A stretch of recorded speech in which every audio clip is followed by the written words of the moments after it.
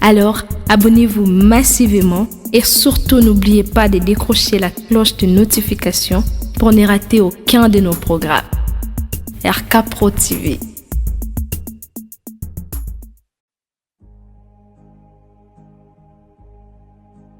Mbote Shalom, chers auditeurs de la Radio Parole Vie, la RPV, la radio chrétienne qui a un seul objectif de prêcher Jésus-Christ de Nazareth, le Dieu vivant et véritable, le seul et l'unique grand vainqueur de Golgotha, le seul qui est passé de la mort à la vie, le seul qui domine dans le ciel, sur la terre et sous la terre, le seul qui appelle à l'existence les choses qui n'ont jamais existé.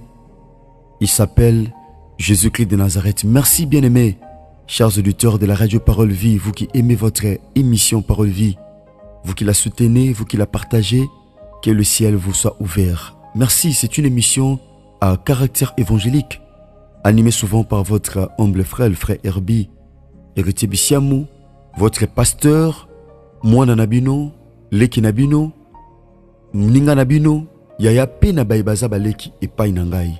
Merci Bandeko Basi Pe Mibali. Naloba tango nyonso. Émission Oyo ezana objectif moko ya kote ya sango malamu ya Yesu Masia Nazareth. Nzambe moko tondimela. Parce que un jour Christ a kozonga. Loba oyo ezana objectif moko komatisa kondima na yo, chers auditeurs. Kondima na yo ezala basé tel likolo mafuta. Ezala basé tel likolo mai. Ezala basé tel likolo singa ni likolo ya mungwa. Mais ezala basé sur la parole authentique qui est Christ. Ezala basé likolo loba. Pambate komama que la foi vient de ce qu'on entend et de ce que l'on entend vient de la parole du Christ. Kondima eyaka na otozo yoka. Yaya oyoka kanani. Opesa litoi ne pa inanani. Zamba tobele kondima ekita parce que azwa litoi. Apesa pas n'importe qui. Oyoka kanani. Oyoka kanani bien aimé pe ba yebisa konini. Tali lobo sengeli yoyoka. Un jour Christ akozonga. Oui. Akozonga azwa biso. Baito pesa ye mitema. Baito ndimela ekolo pe mobikisi. Pe tozo batela kondima. Bien aimé. Kotambula na alima. Na droiture. En respectant. Yaya le principe de la parole de Dieu. En respectant. Bien aimé. Mibe koto ba loi. Voilà pourquoi Nzambe azoebisa peuple à Israël. Na Deutéronome. Azoebisa peuple à Israël. Si tu obéis à la voix de l'Éternel ton Dieu, et l'Éternel ton Dieu te donnera la supériorité sur toutes les nations de la terre. Ici, Dieu promet la supériorité à tous ceux qui gardent la loi, à tous ceux qui obéissent à ses paroles. Dieu dit, Nakopesaye supériorité, Nakopesaye bokonji. C'est pourtant, Yako garder liloba yanzambe. Parce que la parole, c'est Dieu lui-même. Bien-aimé, ba yebiso malo bebele. Oh, le fongolo porte. Il y a Sony. Fongolo porte. Il y a échec. Fongolo porte. Il y a kolela. Mais dans autres théo, la parole pure, sans mélange.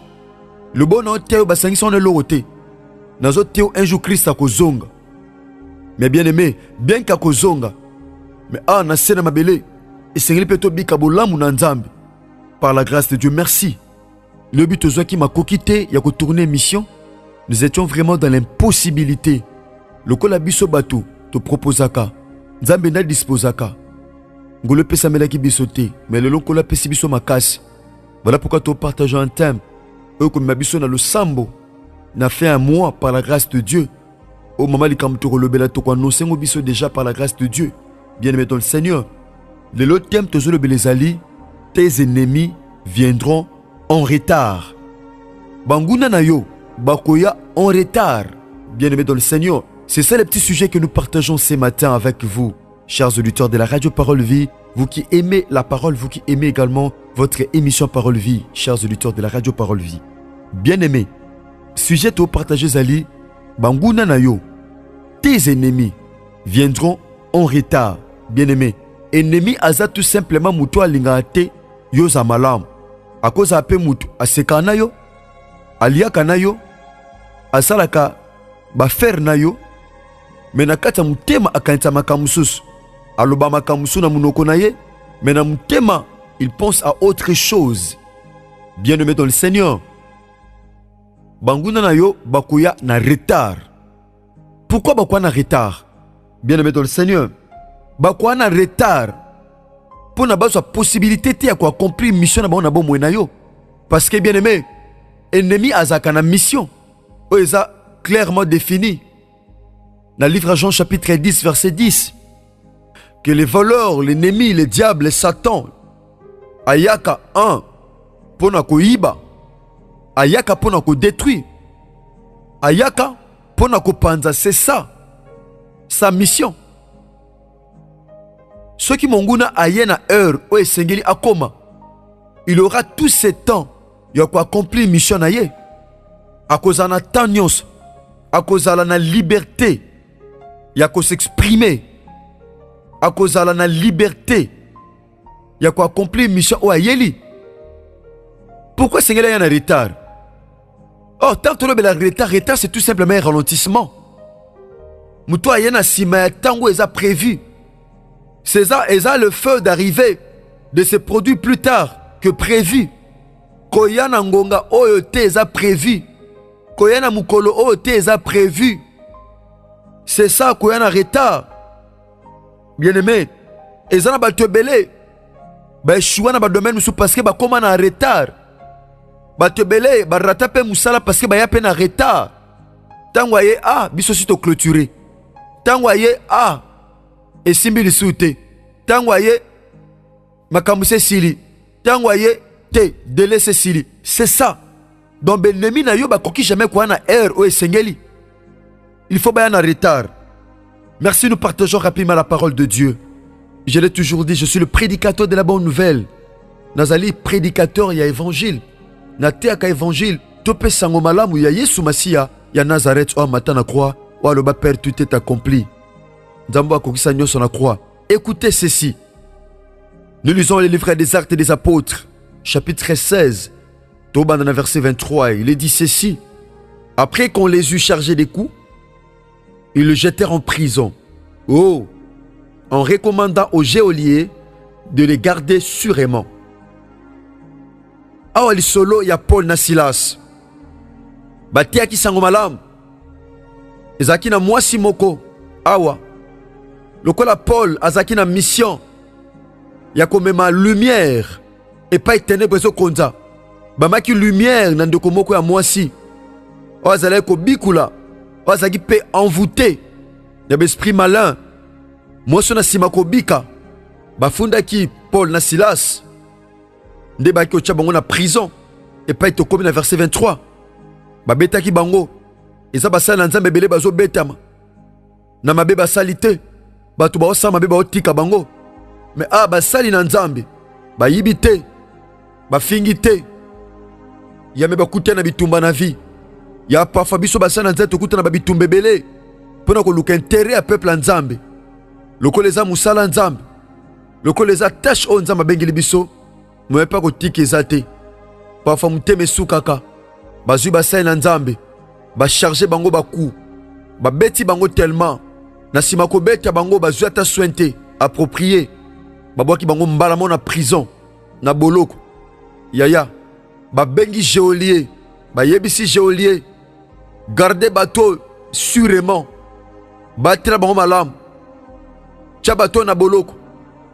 Batira bango bien. Écoutez verset 24. La Bible dit ceci. Les geôliers ayant reçu cet ordre, le jetant dans la prison intérieure. Geôlier azane mokengeli ya boloko. Geôlier azotosa mibeko. Mibeko uti na hiérarchie. Ba yebisi ye. Zwa bateau. Tia bango na prison. Zwa bateau. Tia bango kuna. Geôlier pa yoki. Azui bango. Azui ordre. Abwaki bango na kati ya prison ya kati. Pas prison extérieure. Mais dans la prison intérieure. Et ça, bato belo ko réaliser na bomoto bazo tambul. Azo li azo mela.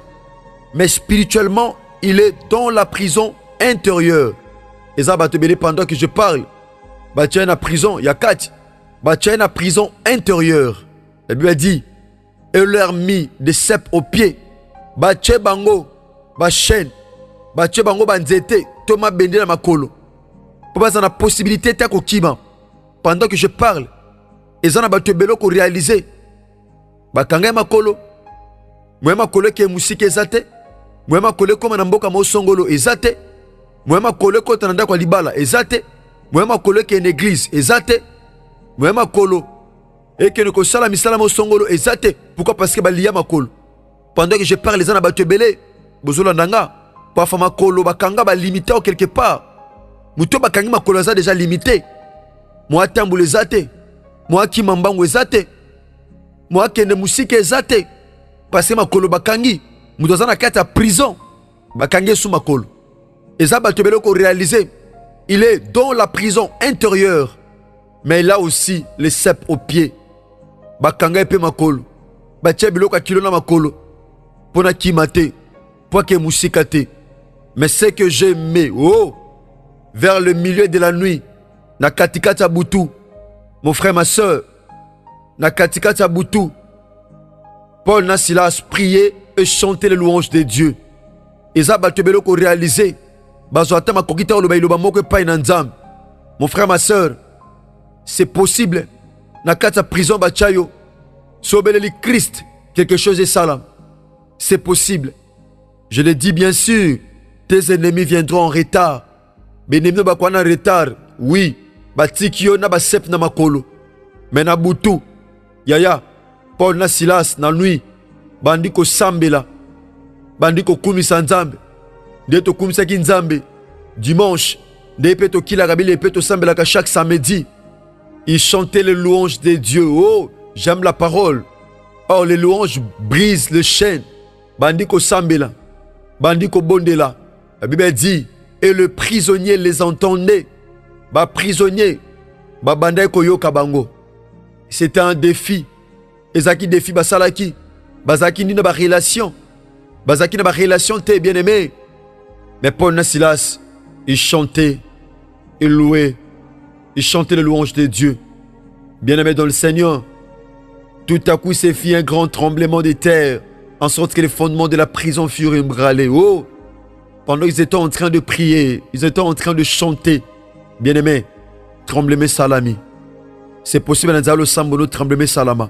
Bien-aimé, tout comme pratiquement nasuka y a mission na somokola lelo par la grâce de Dieu. Ceux qui Jésus Christ en Nazareth sa maison élité to continuer en lobby par la grâce de Dieu. Tes ennemis viendront en retard. Tika Jésus Christ en Nazareth to ndimela nzamba solo pe abomo nzamba makoki nyonso asalabino ngolu pe bolam. Bien-aimé dans le Seigneur. Dans notre lobango introduction na biso bolimbisi parce que lobby nous avons une incapacité à tourner émission. Moi balayé zalaki par la grâce de Dieu nzamba sabiso ngolu le lot de tourner émission librement. Merci bien-aimé babo salabiso confiance na kati radio parole vie top une émission parole vie. Yesu masana Nazareth akono sabno ngolu pe bolam. So Christ a maison élité to kutani bongo lobby. Merci na onde konanga ozu libaku ya kolanda biso tangu musupo na balali boso. Soko simam na message de collaborer rekomela biso na plus 243 89 75 70 917. Ozanga pasteur Herbie to ingénieur Chris Kundenga. Ozabiso par la grâce de Dieu. Numéro nanga pe musus o na saela kezali plus 243 97 36 31 068. Ozanga pasteur Herbie. C'est ka Yesu Christ en Nazareth nzambe moko tondimela asalab nongolo pe bolam so Christ a maison élité to kutani bongo lobby. Merci que Dieu vous bénisse. Abonnez-vous sur RK Prod pour équilibrer votre vie. Un programme consistant pour votre vie chrétienne. Campagne évangélique. Prédication. Prière.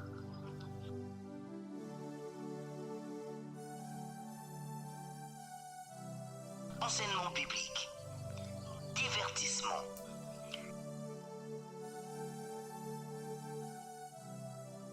Cinéma.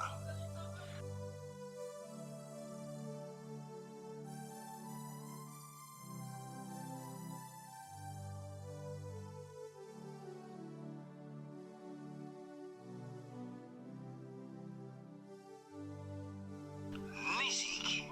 Alors, abonnez-vous et n'oubliez pas de décrocher la cloche des notifications pour être informé à tout moment. RK Prod TV.